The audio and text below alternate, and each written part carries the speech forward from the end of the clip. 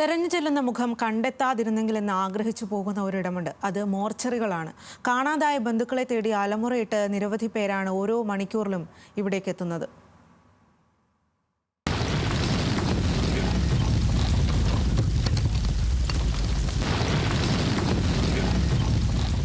വെള്ളിപ്പാൽസരം, പിന്നെ ഒരു കമ്മലുണ്ട്, ഒരു പെൺകുട്ടി, പിന്നെ ഒരാളെ തിരിച്ചറിയാൻ പറ്റിയിട്ടില്ല. നഖം നമ്മൾ റോസ് ക്യൂട്ടസ് ഇട്ടിട്ടുണ്ട്. ഈ 2 ബോഡി ഇട്ടിട്ടുണ്ട്. അതൊരു 30 വയസ്സ് താഴെ ഒരു ലേഡി. ഇതിനപ്പുറം വലിയ വേദന വേറെന്താണ്?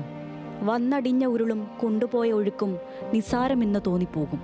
മോർച്ചറിയിലെ മേശമേൽ നിരന്നു കിടക്കുന്നവരിൽ ഉറ്റവരുണ്ടോ എന്ന് നോക്കേണ്ടി വരുന്നതിലും വലിയ വേദന മറ്റൊന്നുമില്ല.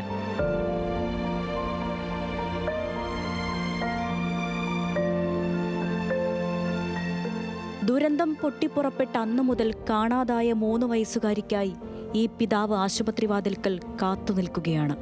ആംബുലൻസിലെത്തുന്ന മൃതദേഹങ്ങളിൽ കുട്ടികളുടേതാണെന്നറിയുമ്പോൾ ആദ്യ കൂടുകയാണ്.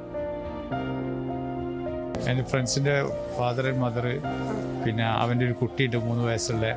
ആ കുടുംബത്തിൽ നിന്ന് ഇപ്പോൾ 8 ആൾക്കാരോടത്തോളം മിസ്സാണ്. 13 ആൾക്കാരെ നഷ്ടപ്പെട്ടില്ല, 5 ആളെ മാത്രമേ കിട്ടിയിട്ടുള്ളൂ ഓൾറെഡി.